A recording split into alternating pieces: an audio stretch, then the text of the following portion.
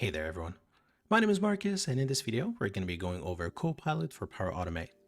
We're going to take a look at a use case that we're going to use Copilot to implement, and then we're going to also take a look at a couple other cool features that you can do with Copilot for Power Automate. And at the end of the video we're going to take a look at an alternative for Copilot that you can use today. Now if you're new to this channel, I have made a video about Copilot for Power Apps that is worth checking out. A link to it is in the description down below. Let's get started. Here we go! So to start working with Copilot for Power Automate, make sure to visit the Power Automate Maker Studio, which you can simply find in the Microsoft 365 App Launcher menu here. If you can't see it here, just go to Explore All Apps and you will find it there in the app list. It will be here somewhere. If you don't have Copilot turned on, you will also need to do that. This can easily be done in the Admin Center for the Power Platform.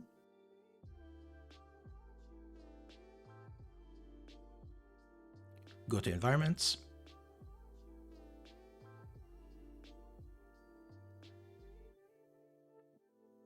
Select your environment. Settings. Products. Features, and here you can see that Copilot is turned on.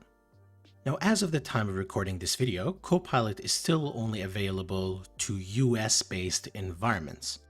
This means that your environment needs to be US-based, but of course this does not mean that you need to be US-based. You can simply create an environment and make sure that the region is US, and then you'll have Copilot. We then go back to Power Automate here, and start with Copilot. Now the use case I've prepared here is a simple one. It's so simple that even a monkey like me could do it. But of course the question is, can the AI monkey do it? The use case is, when an item is created, send an approval request to a person where if the person approves the request, update the status column to approved. If they're rejected, update it to rejected. That's it. So now let's see if Copilot can actually do this. We start off with describing what the flow should do.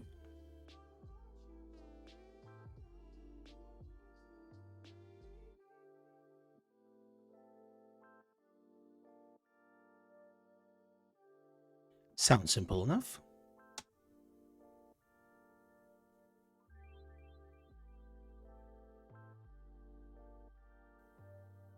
Okay, so this is what we have. When an item is created, start and wait for an approval.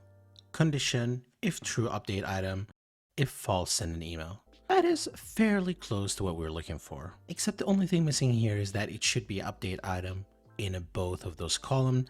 I did not say anything about sending an email, so I have absolutely no idea why it included send an email, but whatever. Okay, let's see.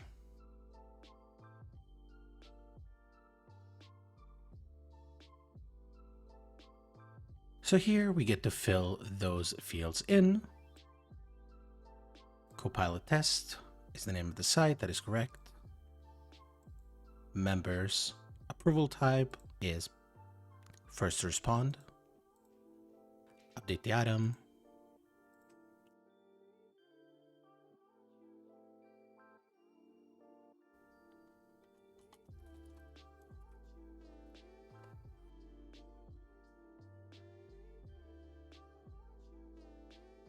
Selecting myself, update the item, list name, and I don't need this. Create flow. So here we can see the new UI that Copilot provides us. This is of course different than the classic UI in Power Automate, which looks more like this. And you also have a text box here where you can tell Copilot to add or remove stuff. So let's try asking it to remove the send email action here.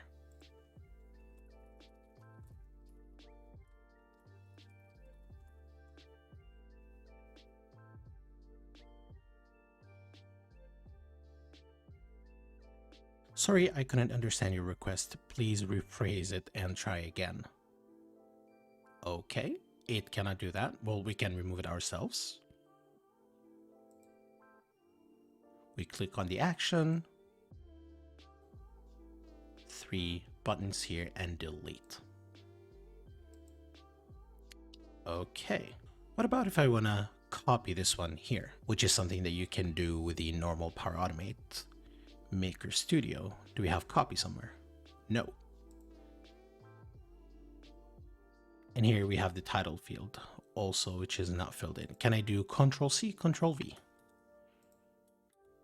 No. Okay. Okay, you know what? No problem. Let's go back here in the approval. Wait a minute. Something ain't right. The assigned to is now empty, even though we did add my email address when we created this just a moment ago. Title is also empty. Okay, maybe we can add the title dynamically now. Now we can. Cool. Actually, let's add it in the details. Can do this. Approve or deny. Requesting approval is the title of the approval thingy. Assigned to, once again, me.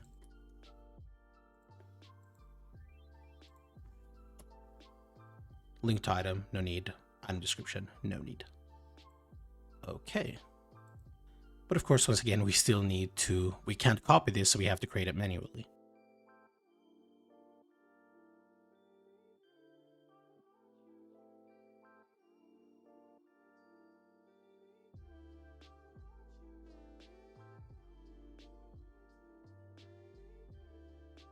And here we have, if it's false, then it should be rejected. And if it's approved,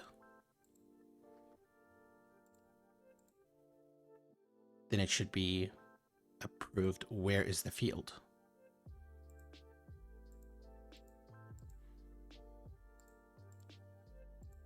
Okay, it did not show up by itself. Approved. Interesting. So as you can see here, I'm just gonna bring this up. You still need to understand what all of these things are, right? You still need to understand what an action is. You still need to understand what you need to input here. It's not something that someone who doesn't understand Power Automate can just simply use with natural language, as Microsoft is, well, marketing right now. When an item is created, first respond. Okay, it looks good, looks good, looks good. It does, right? Wait, body ID. What? ID. Okay. Will this work? Let's try. Save and test.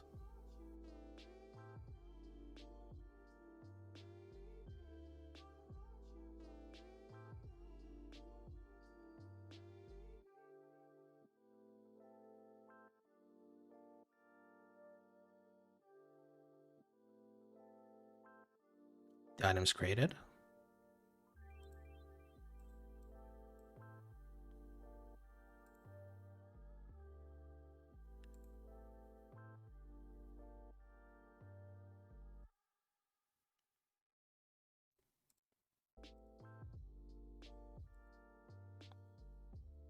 Nope, that's an old one.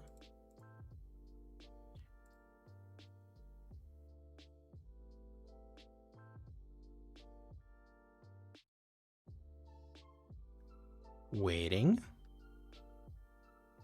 One eternity later. Looks like we have something here. We have 3 requests. Nice.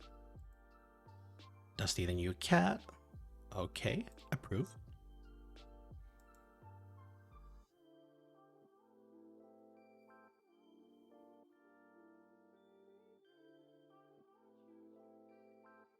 And it worked. The new cat is now approved. Now another cool feature that Copilot offers is the describe what the flow does. This feature can easily be found when you ask Copilot what the flow does.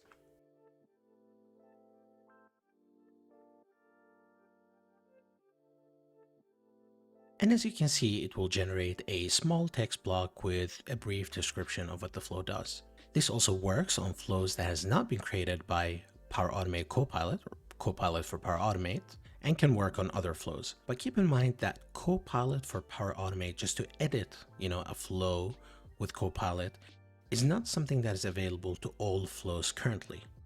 Sometimes it will throw an error and tell you that, this flow cannot be edited because it contains a connector or a trigger that is not currently supported by Copilot. So keep that in mind. I'm sure this will be fixed in the future when Copilot is rolled out. So with all of that said, do I think Copilot is worth the $30 a month per user licensing cost? No. And that is because you still need to learn and understand what Power Automate is, how it works, how all the triggers function, conditions, and so on, to actually be able to effectively use Copilot. And if you already know all of that, then you might as well just use the normal editor to work with Power Automate. So, with all of that out of the picture, what is left? Well, Copilot is a tool that can kind of create templates for you, but we already have that in Power Automate. And all these templates can be easily found in the Create section of the Power Automate Maker Studio. And then the question becomes, would you rather work with already existing templates that have worked for, as you can see, hundreds of thousands of users? Or are you going to work with Copilot that is currently a little bit broken? Well, I choose the templates because they're also free and do not require me to pay $30 per month. Now, of course, it's still a preview feature. Microsoft could be implementing or planning to implement a lot more cool stuff that will make it worth it. And just the way that they've explained how the license is going to work, you're going to be getting, a lot of other Copilot stuff when you're getting the $30 a month per user license. So maybe in the future, it will be worth it. But for now, I will say stick to templates and stick to learning Power Automate and what you can do with it. And on that note, we're going to be wrapping up the video. Thank you so much for watching. I really hope you liked it. Make sure to like the video. If you did, it really helps out with the YouTube algorithm.